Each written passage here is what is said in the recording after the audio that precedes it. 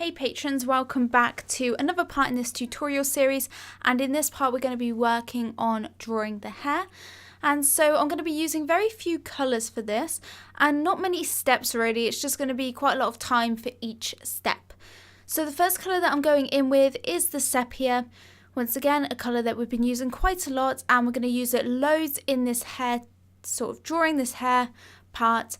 And I'm just going to use this sepia, and I'm going to be using it for quite a while, just to first mark out all of the main sections of hair. As you can see, I'm being very light with this pencil.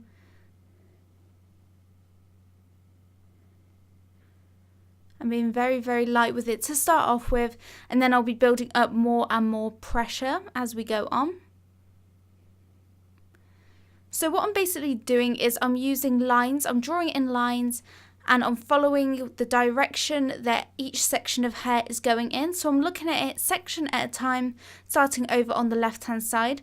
But because the left hand side is very, very dark, I'm just basically going in and shading that whole section in. Because it's so dark, it's basically like a very dark browny black. So I'm just going to shade all of that in. You can't really see too much detail on this side. But where you can see the direction of the hair, I'm using lines that go in the direction the hair's going in. Starting off very light, as I have been all the way through. It's really important to start off lightly and then build up more pressure.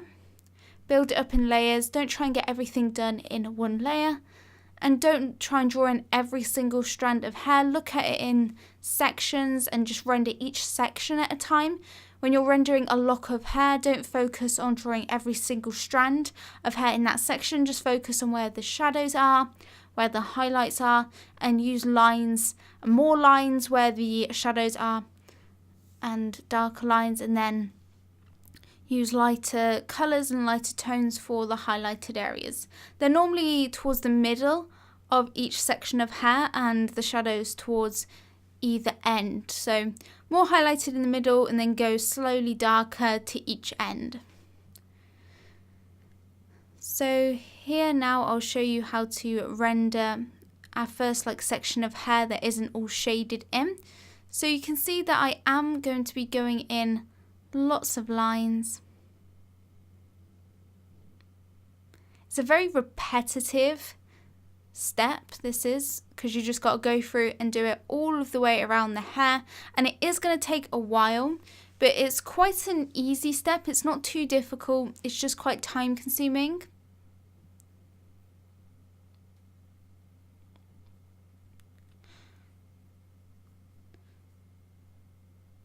So as you can see, I'm following along with the sketch outlines that I did. When I did the sketch outline, I like to include the sketch outlines for the main sections of hair, any different directions the hair is turning in. And as you can see, I'm just feathering those lines. Start from the root and go towards the middle now. Being quite light, but I will be building up more and more pressure.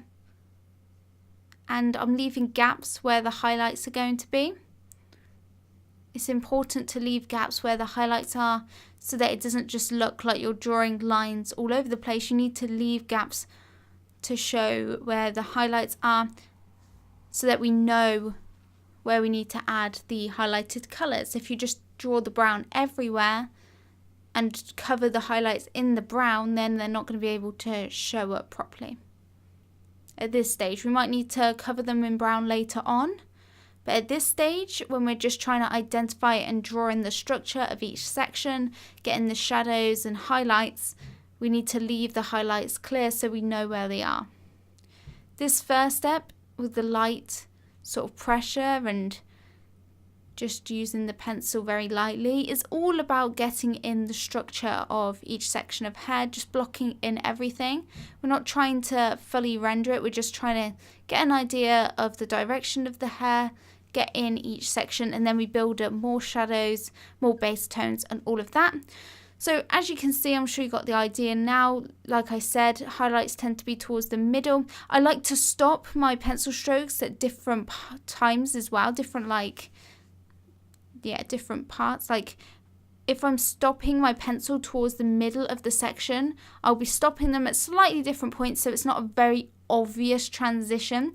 Some ones are going more towards the middle, more further in, you know, some strands of hair that I'm drawing some lines can be going all of the way across, and I'm just stopping them at different points towards the middle so that it's got more of a natural integration between the shadows and the highlights. So as you can see, there's a lot of variety, but I am stopping towards the middle where that highlight is going to be. So just go and continue this process throughout the whole of the hair. That's all I'm going to be doing, using the exact same technique, just going throughout the whole hair, and I'll be back to talk you through the next step.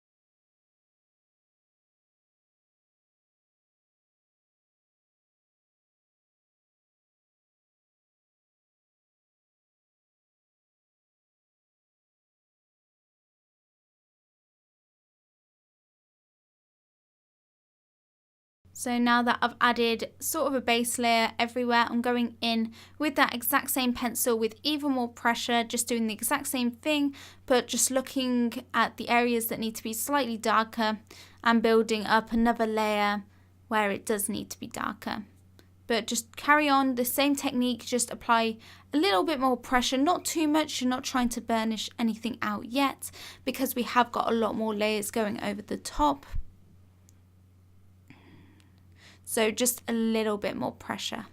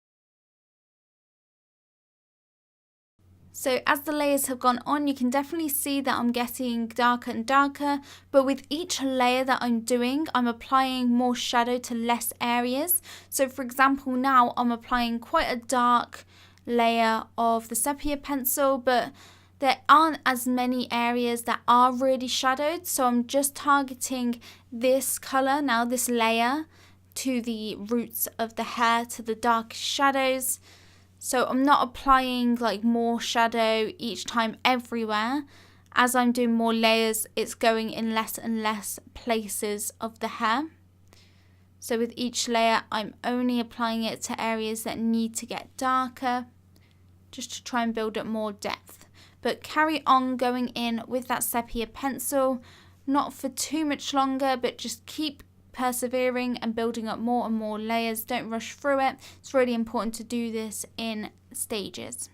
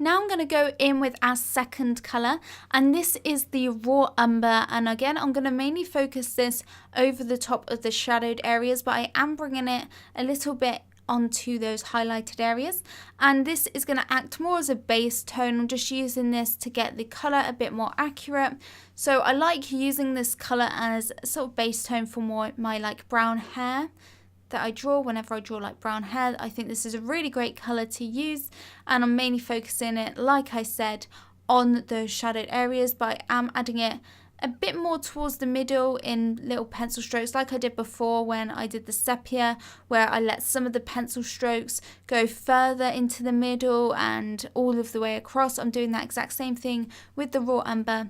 I'm adding a light layer pretty much all over the highlights, but I'm adding a bit more shading, a bit more sort of pressure to certain areas in the highlights just to add a bit of variety.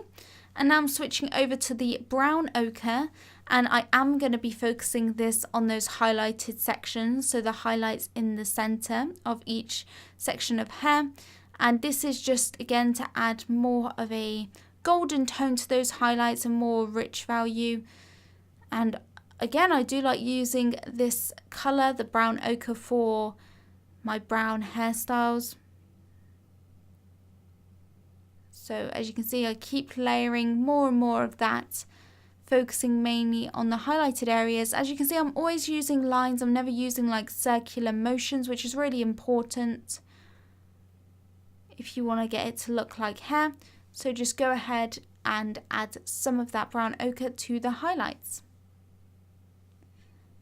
And now I'm just going in with a little bit of the burnt sienna, mainly focusing with the burnt sienna on actually integrating the hair into the skin. So there's a lot of shadows around the hairline, and I want it to look very nice and like a smooth transition, not like the hair is like a wig plonked on top of the skin. I want it to look like the skin has got like shadows on it and that there's hair going into the skin for the hairline. And I didn't use that too much, but now we're going in with the black pencil, and I'm going to be using this black quite a lot to further go in and darken up all of the shadows for each section of hair. So we're going to be using this pencil for quite a while and just go in, do the exact same thing, focus on the shadows of each section of hair. Don't use this for like the mid-tone values or the highlights, just use the black for the darkest areas. We're mainly going to be using it quite a lot on the left hand side, but I will be using it for the roots and the darkest shadows in each section of hair. Be very light with this pencil. You don't have to be too heavy handed with it. You don't have to apply too much pressure. Just apply as much pressure as you need to get it to show up, and you can build up to more pressure as you go and do more layers of this. You will only need to apply quite a bit of pressure to the areas that are the darkest.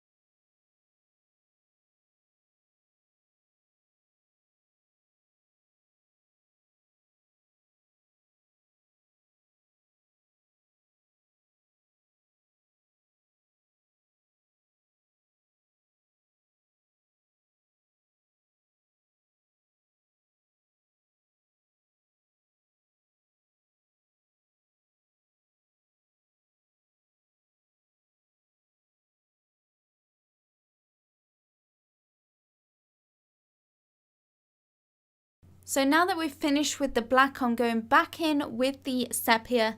So I like to use the sepia first to get in the structure, the basic structure of the hair, and to render each section of hair.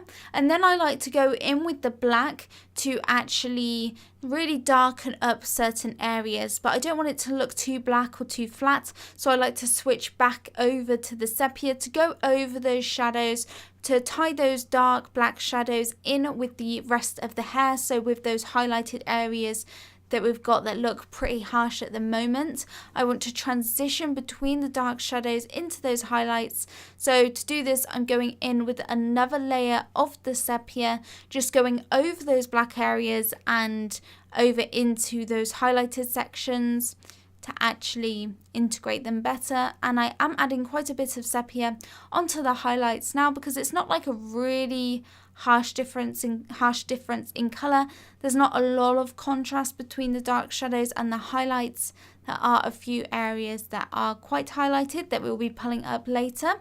But for now, I'm just going to go in with the sepia, cover the black. As you can see, it gives it more of a natural look rather than being really obvious black. It makes it more of a dark brown tone. And so just go ahead and work once again throughout the entire lot of hair.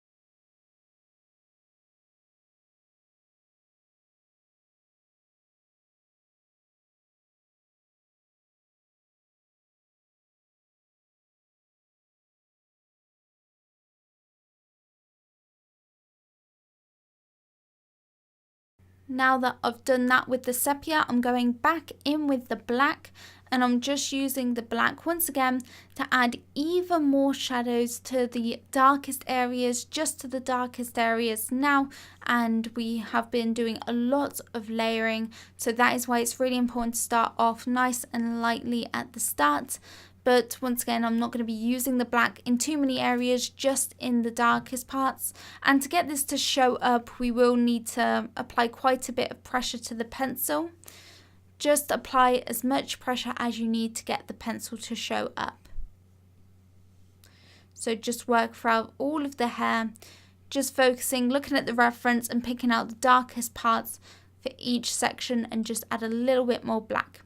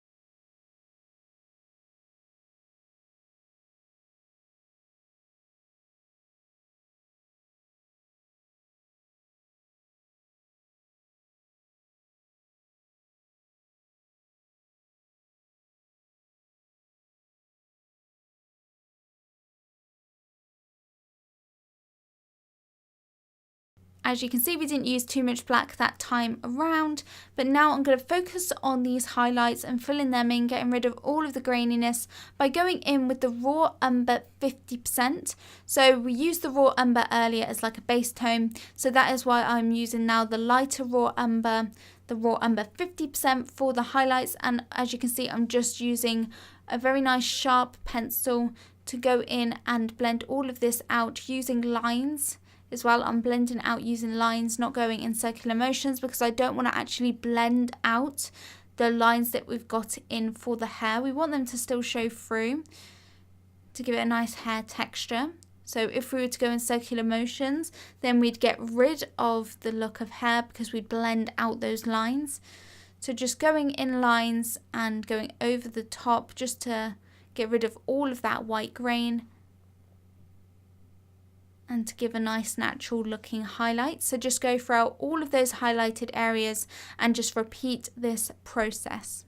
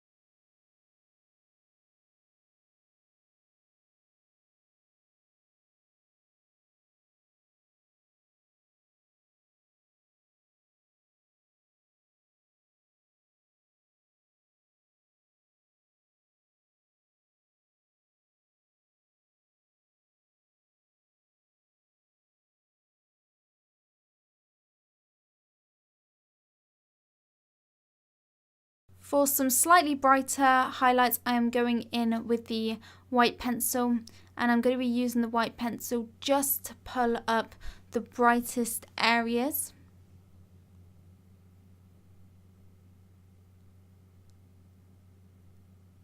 So I'm mainly focusing that right in the center of each section of hair. Again, doing it in lines and just looking at the reference, looking at the brightest areas and just going over the top with this pencil on the brightest areas of each section of hair, just to give a little bit more contrast. I won't be using this too much, just a little bit to add a bit more highlight.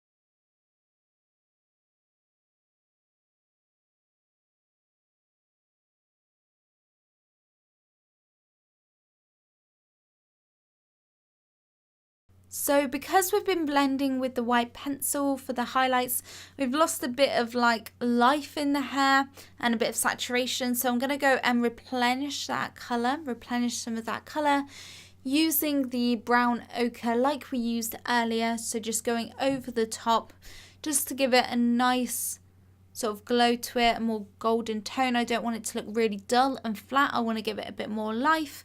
So I'm just going in with that brown ochre to add some life back into the hair and to those highlights.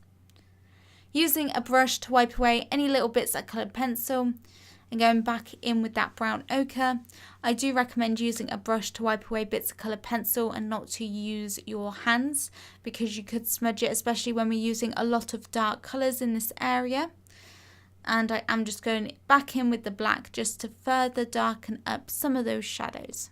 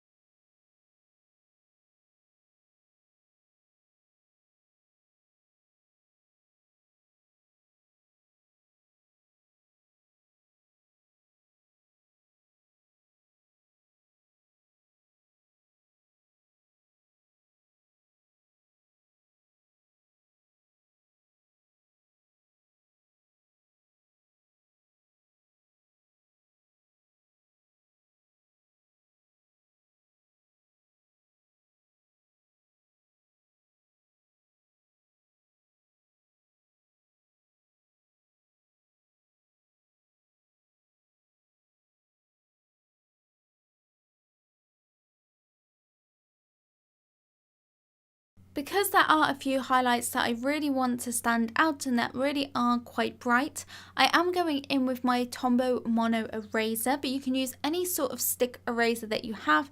And I'm just using this eraser to pull up some highlights, so to lift the colour from areas that I want to be nice and highlighted. I'm not going to leave it like this. I am just lifting up the colour so that I can go in and add some highlights. But I'm just using this in a few areas that I want to be really highlighted, because I want those subtle highlights and then some brighter ones really to give it depth and dimension and a bit of variety as well in the highlights. So just go through, look at the reference image, pull out and look for the brightest areas and just go in with your eraser and remove the colour from these areas. Again, using lines. I like to use the Tombow Mono Eraser because it is very, very fine, and you can get some really, really nice thin lines with this eraser. It's definitely a lot easier to get thin lines with this rather than like a big chunky eraser.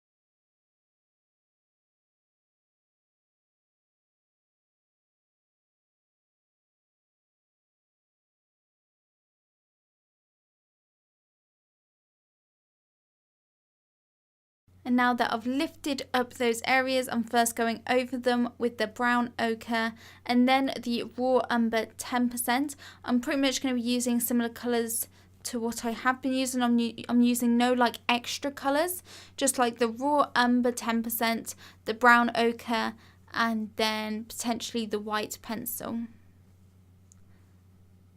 And this just gives a nice variety between the sections of hair. We've got some nice bright sections now. Building up some more raw umber 10%.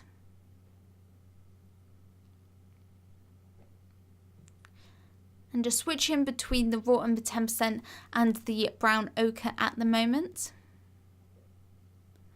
Also adding a little bit of sepia to transition into these like highlights, because I've just erased them, so I don't want to have any like harsh transitions, so I'm adding a bit of sepia to transition up into the highlights. Going over the top with the brown ochre once again. Just switching between those few colours until I've got a really nice natural look.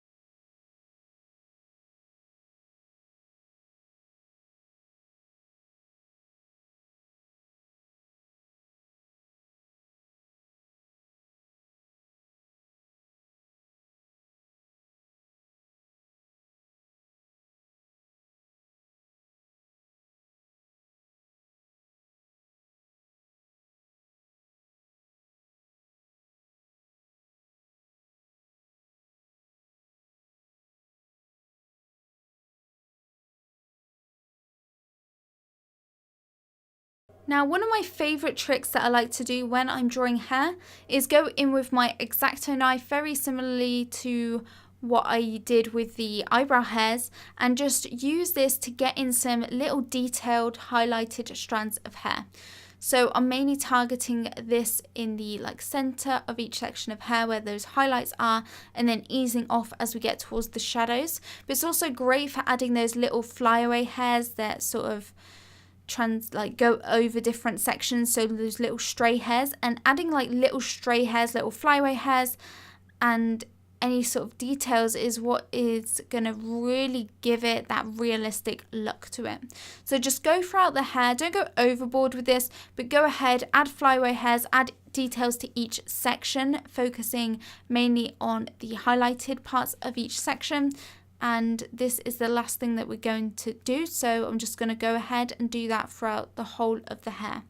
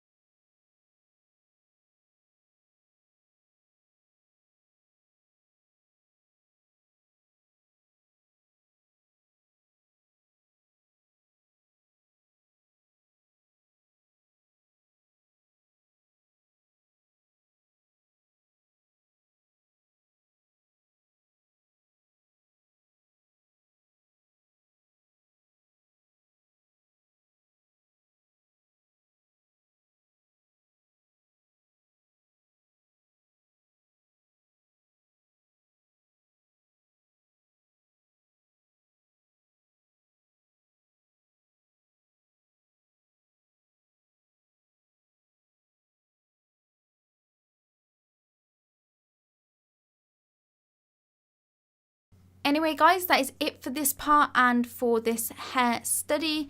And in the final part that we're going to be doing next, we're going to be working on the neck, the hand, and also a little bit of his clothing. And I'm going to be using more of a sketchy sort of look to do the clothing.